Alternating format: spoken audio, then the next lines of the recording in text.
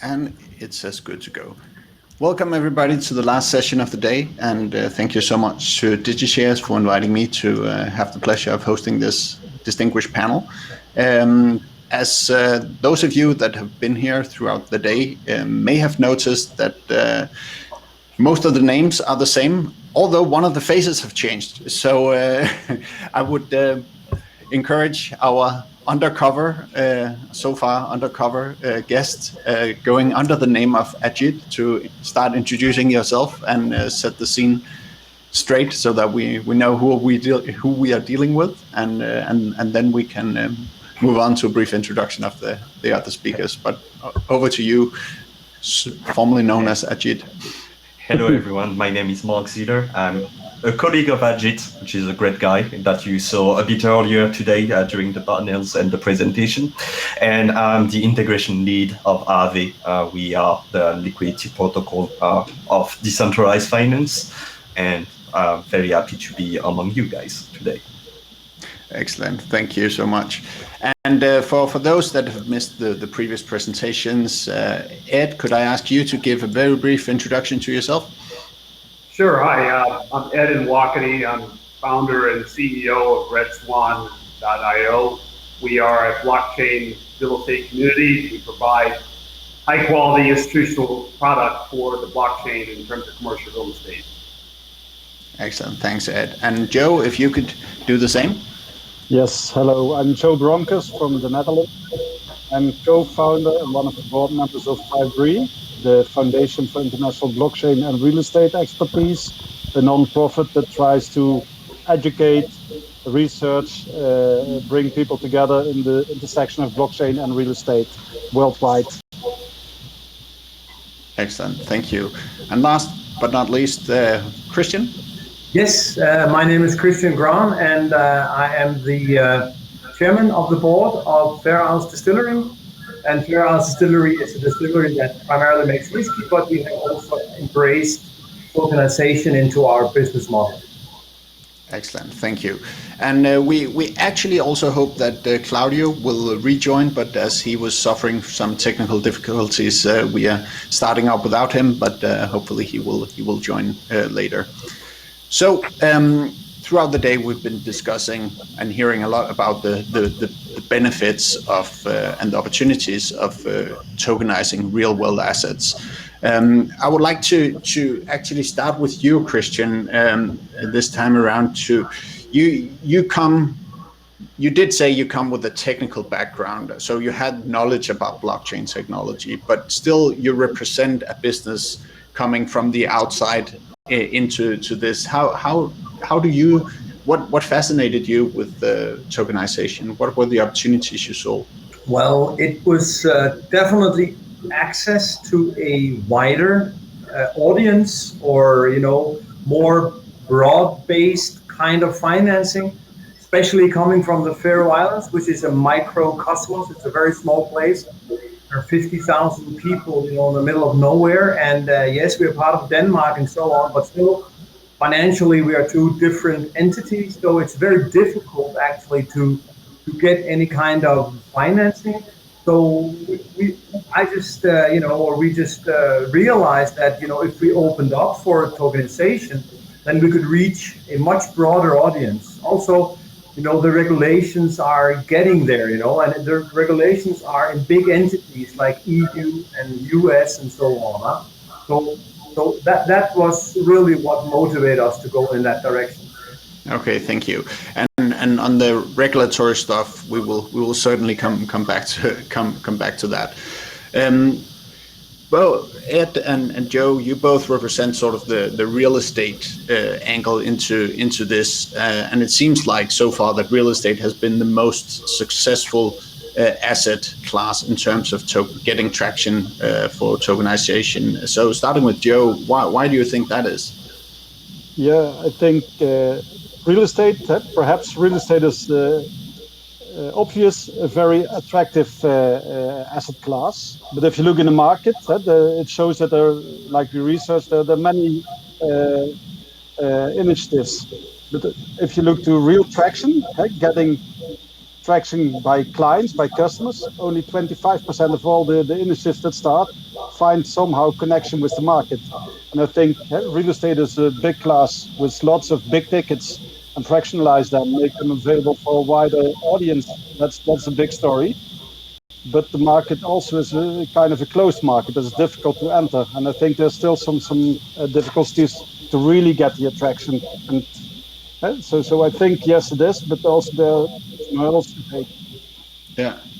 And Ed, you've been pretty successful tokenizing real estate so far. What have been the learnings from your side? What have been the obstacles?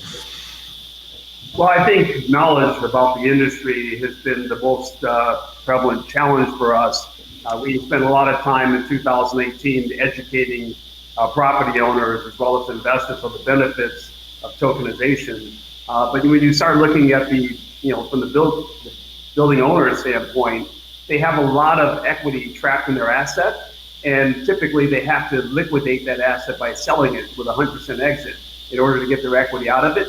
And that is becoming a very difficult process today because real estate is so expensive that it's going to be hard for you to sell your asset today and then buy another replacement asset in the future that's going to generate similar returns as you've had in the past experience. So we think it's been a major benefit, as well as allowing access to high quality projects that was really regulated only to very large institutional investors. I know when I was at Cushman & Wakefield, I basically would call my top 10 institutional investors, and they would bid on the asset, and it would get done. But there were thousands of private investors that didn't get a chance to participate.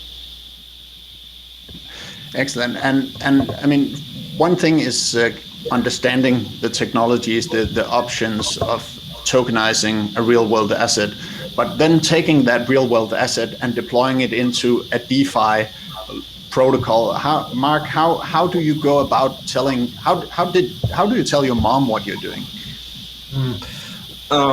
Well, it's much easier to tell my father what I'm doing than my mom, because my father is an engineer and he's actually well versed into crypto now. So it took him a small while, but since 2018, he's like full on crypto.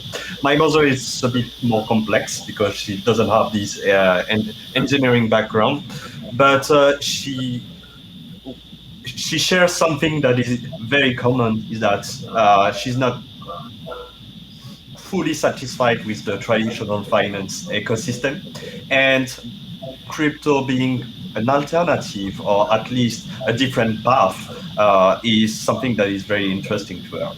And at the end of the day, liquidity protocols such as Aave are easy to understand. If you have assets, you can provide liquidity, and takers of that liquidity will pay interest directly to providers of liquidity. So on the high level, it's pretty easy to understand for everyone the basic concept of decentralized finance, and the idea that you don't have middlemen, you don't have paperwork, you can do an action on a Sunday night at 3 a.m. because you want to, is pretty powerful, because you cannot do that on traditional finance.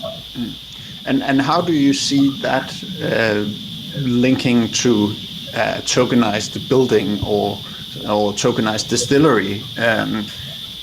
How does that fit into the protocols? Because can that just happen overnight? Because often these are linked to ownership registries and land registries and such. How does that fit into a DeFi world? Well, the best innovation we have in history happened overnight from an external actor perspective. Like, just one day, everybody got mobile inside their pockets. And what is super interesting is that the actual path to get there was like pretty long, because the technology have to mature. And it's going to be the same thing for crypto. Right now, there's no technical bottleneck to have a real estate tokenization or bottles of whiskey inside the blockchain, and it's actually already happening. So there's great projects out there like Realty, which is retail facing, that are already tokenizing real estate properties and basically distributing rents directly on-chain on the exact blockchain. There's already, I own a bottle of Argentinian wine on the blockchain since 2018. Obviously, it's still a small market. It's more a story we can tell inside a panel than an industry today. But what is important to remember is that the technology is already here. The technology is improving. There's a lot of bottleneck that was removed along the years, like the technical bottlenecks. Know that we have roll-ups technology, which is like a fancy technical word. But what's behind that fancy technical word is that now we can do more transaction for less transaction fees. We have the sidechain like a Polygon that was released that allows the same thing. Also on the terms of compliance, I have the feeling that right now more and more institutions are expanding their comfort zone to include a bit of experimenting and adventure inside the blockchain ecosystem. What was unthinkable for many actors like in 2016-17 are now full-on proof of concept and more full-on experiments and growing industry. And I'm very optimistic of where we're gonna be on that field, because it feels like a new frontiers. Like we started the blockchain ecosystem with crypto assets, very speculative assets, and more as the ecosystem mature, we are exploring those new frontiers of having real world assets like real estate tokenization as collateral inside decentralized finance, as investment vehicles, and that's really interesting because it feels like the future. Yeah. So in that way, you are relying on the uptake of the broader asset tokenization industry to further accelerate the DeFi initiatives on top of that, if I understand you correctly. So back to some of our real estate people on the panel here. So in order to really accelerate this development and tap into this huge market potential that you have all touched upon, what do we need? What are the main barriers and what are the main catalysts? Ed, would want to take a first stab at that question?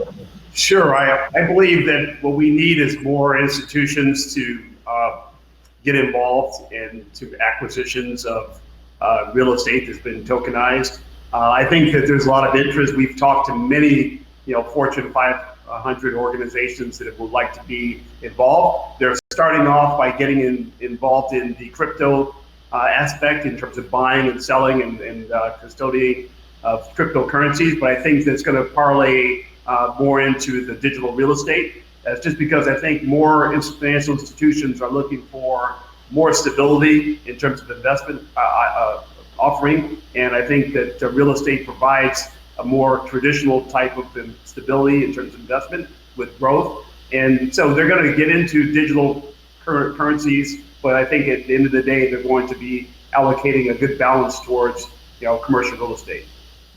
Yeah, and Joe, from your perspective, what do you see as both the main obstacles and the main catalysts for major uptake?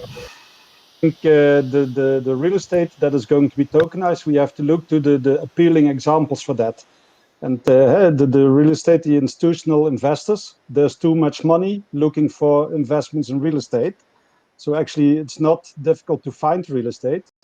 But once they're in real estate that is less liquid, I think there are the value propositions where the tokenization can make sense.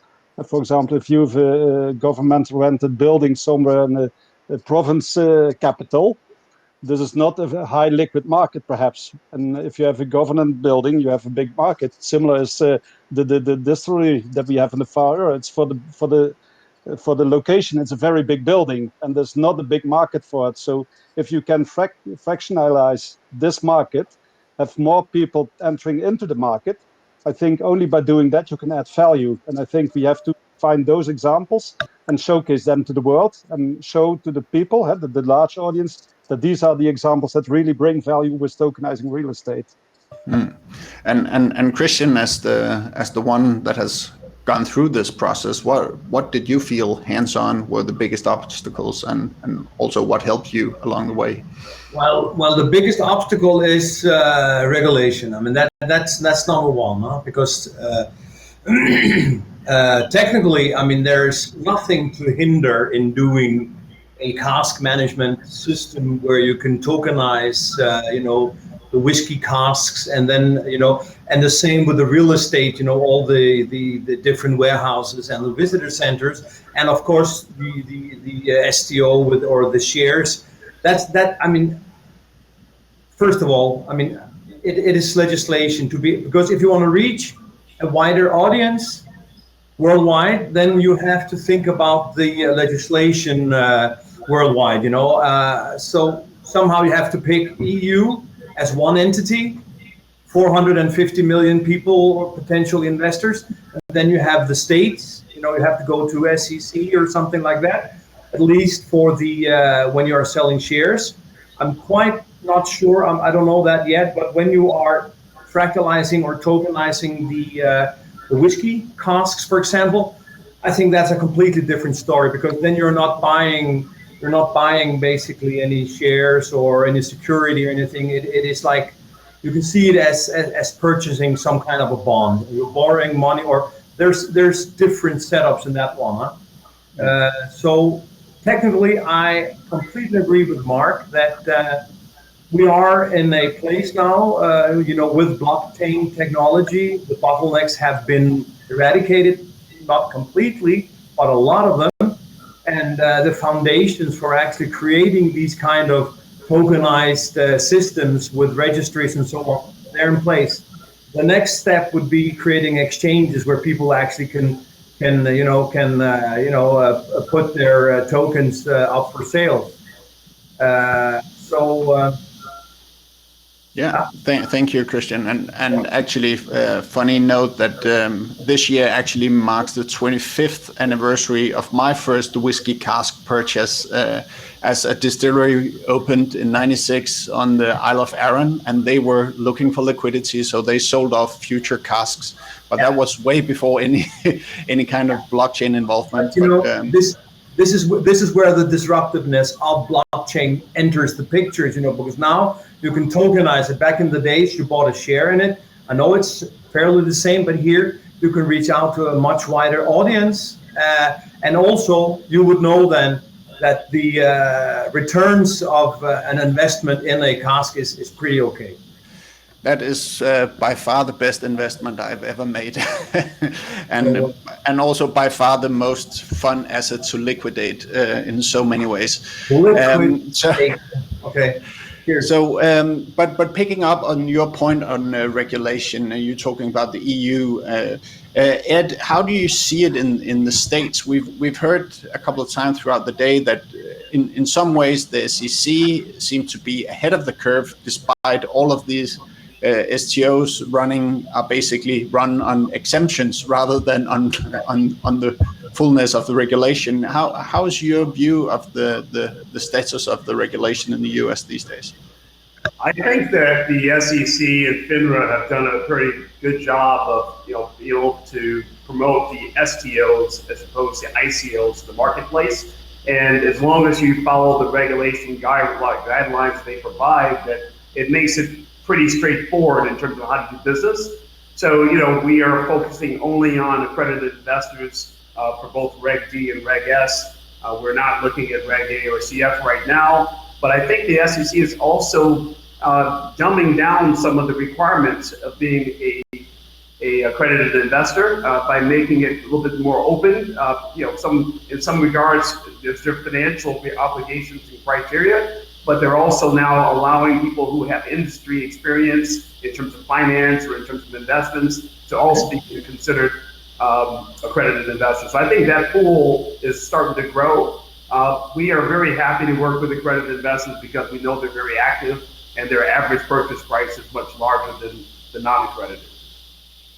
Yeah, and Joe, if we look at it from a European perspective, we have the MiCA regulation coming up from the EU. Will that set the EU ahead or on par with the US in your view? I think yes. I think that the European Commission, they want to take the lead, and I think that's the only good thing that we can do in Europe. It's not only the MiCA, it's also the AppC, the blockchain infrastructure that they want to. I think it is about digitalization, and digitalization doesn't stop at the borders of countries. It's connecting wider audiences, and therefore we need to have standardized regulation, standardized technology. I think on the scale of the individual countries, it is nice, but it's only doable if we do it on the scale of entirely Europe. Also, if you want to be competitive with America, with China, with other parts of the world. So I think it's only one answer. Yes, this is the way we have to do it. And Mark, if I mean the vision of DeFi is basically connecting everything and everybody across the world. So for DeFi to fully take off, do we need basically globally harmonized regulation, or how do you, and is that even possible, or will it be sort of different islands of regulation? Well, the first thing I want to say, because there's like this kind of vision that everybody in DeFi is against regulation, I want to say that's not the case. The best thing, like nobody likes the rules, like we all want to be rebels and these kind of things, but the best thing that comes with regulation is certainty, and it removes unknowns, and fighting against unknowns is one of the hardest things that you have to do when you do business, because you cannot basically build things on uncertainty, and that's the first thing. And obviously, like the best case scenario is to have like a worldwide set of rules to say, okay, if your asset is a security, and check that box, and that box, you have to comply with this and that. I don't think that's a likely scenario, to be honest. There's gonna be like areas regulation, like European, the US, or the Western, the East as well. What I have to answer in terms of technology is that it's not a bottleneck per se, because if you have a set of rules, it depends. If your set of rules have a minimum viable consensus between the rules, and if you comply with that and everybody is okay with that, even if that set of rules is a pretty arch and limits you in what you can do, that's a solution that can be acceptable for a whole range of business. And if you have to localize your rules in terms of technology, you can have what we call whitelist module and say, okay, you are an actor, an entity, or just a simple participant in the markets. This is your rules because you come from here, and this is the kind of asset you can interact with. And the technology allows that. And if you are not within that set of rules, you can try to deposit inside the market, you can try to swap an asset, the smart contract will reject you. And there's no technical way for you to bypass that blacklist and whitelist modules. And I think it's pretty interesting as well for the regulators, because with this technology, you cannot move your way around the rules. If you set the rules, it's on the smart contract and code is low. And picking up on that, there, I think with the questions coming in, we probably should pick some of those up. And one of the questions that come up in terms of regulation is that it's from Ari asking, the biggest hurdle for most projects seems to be the regulatory restraints. Is there a working group attempting to provide global standard for each jurisdiction as a starting point? Getting a lawyer in each jurisdiction is not practical. I personally actually have some answers to that, but I want to ask you first. What have you done in terms of getting that regulatory clarity across different jurisdictions? Ed, have you hired lawyers in every country you work in? Oh, Ed, you're on mute. No, of course, we couldn't do that. It'd be very challenging to hire lawyers in every country. But the way the U.S. has regulated it for Reg S, it's not that complicated. We don't have so many restrictions on Reg S investors. I think, just because of these investors overseas, if they don't want to deal with the U.S., taxing authority, that's probably the biggest challenge for foreign investors. But regarding the rule for accredited investors for Reg S, they're very lax in terms of we don't have to verify the accreditation of a foreign investor like we would a U.S. investor. And I think that there's ways for setting up, offshore facilities for Reg S investors to buy directly from an offshore facility as opposed to come through the United States. So I think there are ways to make sure it's accessible for foreign investors. And I think the United States is pretty clear on their guidelines for Reg S investors as well as Reg D. Yeah. And just to chime in on my own behalf, and just realizing that I forgot to tell everybody who I am. Besides being Danish and sharing the name with one of the panelists, we're practically a crusade with this many Christians. Then I'm founder of two companies. One is Norfico, a fintech consultancy out of Copenhagen, and a couple of years ago, we also started a new project from Norfico based on our work in blockchain, and that is called the Tokenizer. The Tokenizer is an online news and information platform dedicated to security tokens, and we've been running this as a sort of a side project for a couple of years as the industry has matured, and now we are in the process of spinning this off into an independent company. With that introduction, one of the first projects that major projects that we're undertaking with the Tokenizer is actually building what we are calling the Reg Radar, the regulatory radar that is supposed to gather information across all relevant jurisdictions. We are starting not with the entire world. We have teamed up with the government of Liechtenstein, and together with them, we are soon to release the first report that will do a comparative analysis of initially 9 jurisdictions, and this will be gradually expanded throughout the year and the coming years, and will be made available. So that kind of insights is also something that we, from our side, hope can help catalyze this industry that we wholeheartedly believe in. So enough of the advertising for the Tokenizer. Speaking of advertising, Christian, your pitch actually had an effect on one of the attendees. So they tried to go in and buy shares / tokens on the distillery website. And the question is, what is the main difference between offering directly shares or tokens in your case? It looks kind of the same from an outside perspective on the website. It is. I mean, it looks and feels the same. I mean, but these are just tokens. I mean, these are tokenized shares. So when a share is being purchased, it is basically minted into a token. If that was the question, sorry, Christian. Well, I assume it was. So hopefully, otherwise. There are some regulatory steps that has to be made, a workflow, you might say. So, when we close the actual share or the STO, then everybody will be onboarded into in this case, it's DigiShare, into the shareholders registry. And the minted tokens or shares will then be available, and then they would be able to log on and go into their wallet and see their tokens. Okay, thank you. And have you had any issues with the FSA to get the approval of running this share registry on the blockchain?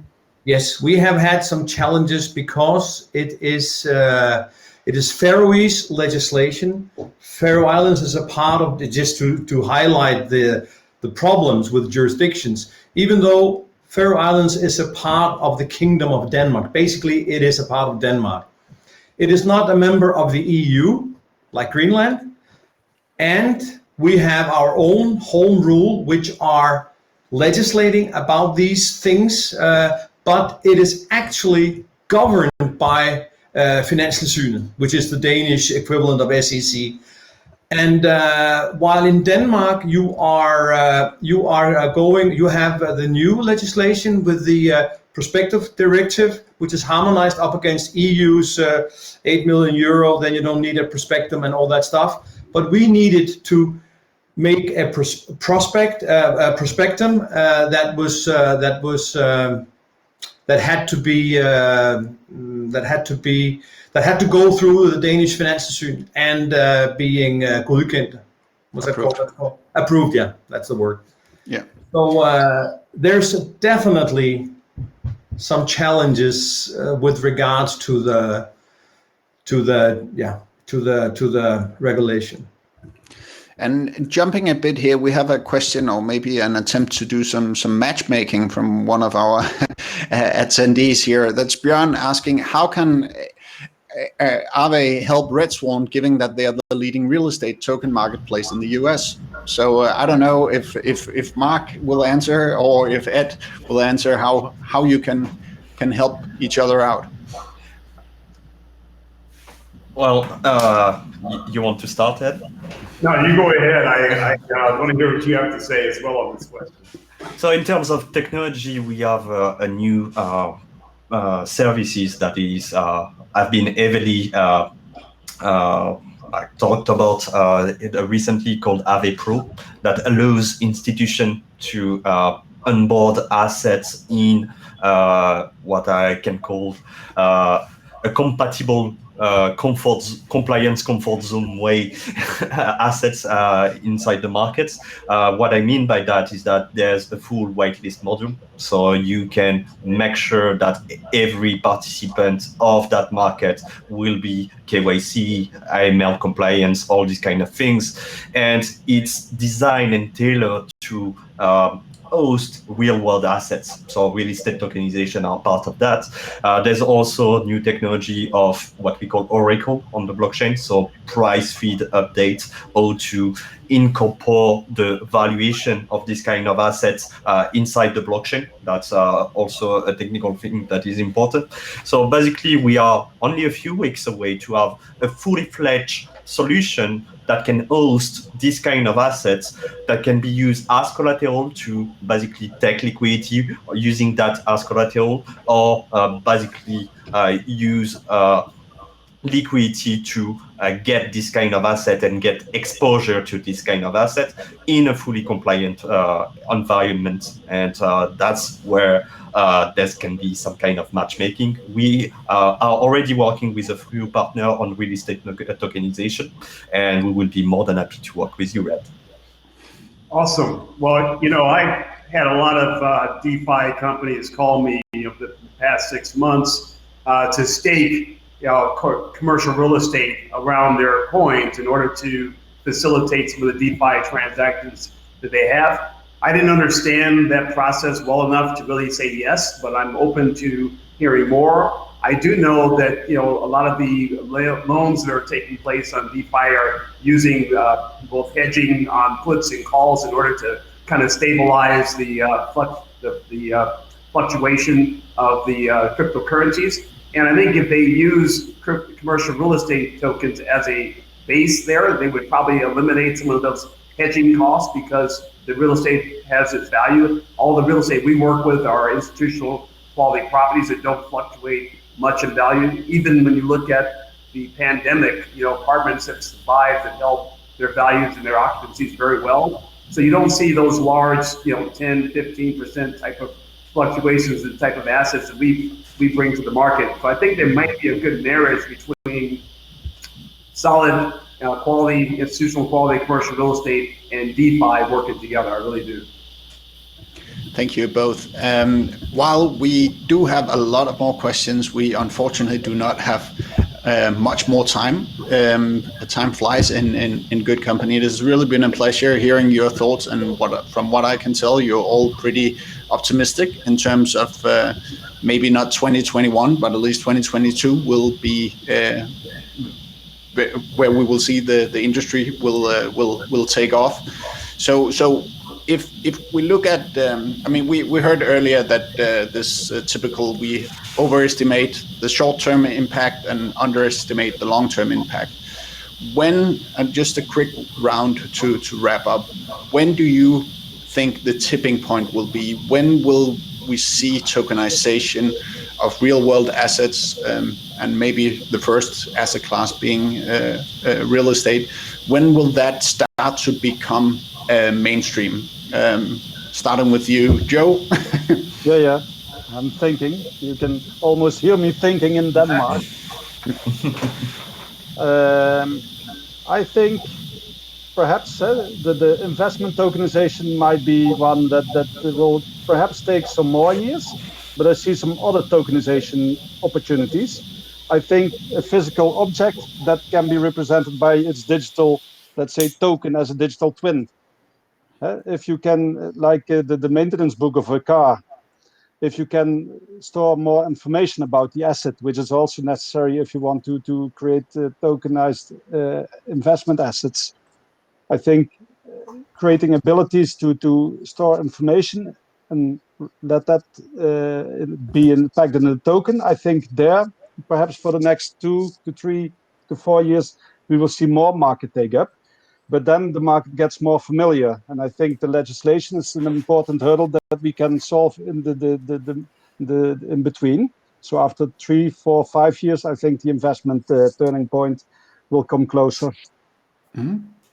And you, Ed, when I know it feels almost mainstream probably for you, but when do you think the rest of the world will catch up?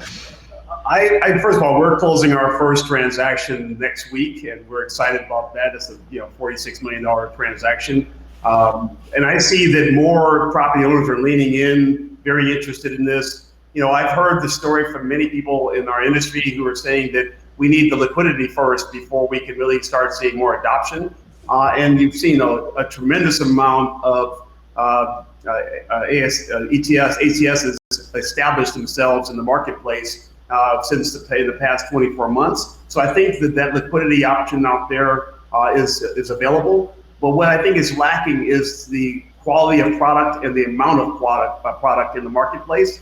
And that's why we're working really hard to bring a lot of content to the marketplace. In our marketplace, for example, I mean, we've tokenized $3 billion. We want to get to like $10 billion worth of projects, so we have enough shares. If you have $10 billion worth of real estate shares in the marketplace, then that's going to stimulate a lot of secondary trading. But if you don't have that much product in the marketplace, you're going to have very light secondary trading. So our goal is just increase the amount of supply to the marketplace will create the demand for secondary trading. And Christian, having walked the walk, you probably felt already that you're not quite mainstream yet.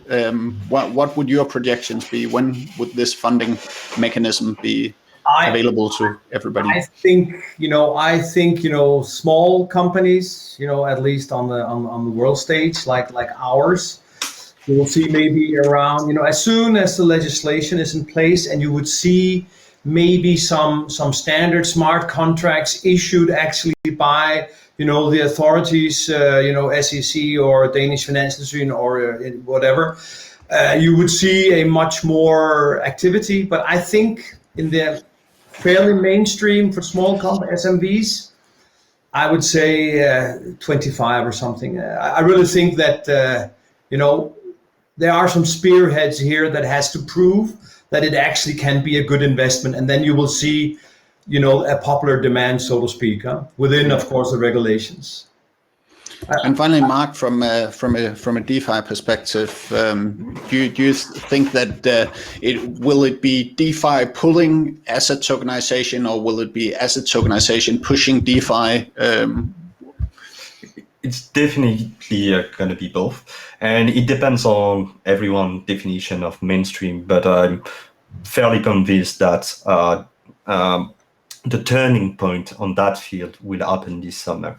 So basically, between the end of this month and early September, there's going to be a full range of very important technical upgrades in terms of infrastructure of the technology that will allow to do things in a compliant way, do things in a scalable way, to think in a way that you don't have to pay transaction fee that are super expensive to interact with all these things. So all the condition, all the foundation to build this building together are set this summer.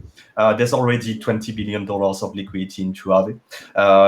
The proof of concept, well, it's more than that, but realty on that field, the average lifespan when they put a property for sale tokenized, it's less than 1 hour. That's because the sheer amount of demand that already exists today, it's much larger than the available supply in the market and in the ecosystem. So there's going to be more and more actors on it.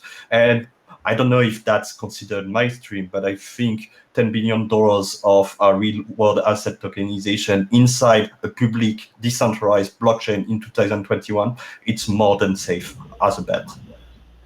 Okay, and with that, I think we will wrap up. I don't know if Mette will come on and say goodbye to everybody, but at least I will say thank you to the panel, and of course also to those of you that have listened in to us, and I hope that you've enjoyed it just half as much as I have. It has been a real pleasure, gentlemen. Thank you for your insights, and see you tomorrow. Thank you, and Bye. enjoy. Bye-bye. Bye. Thank you very much. Bye-bye.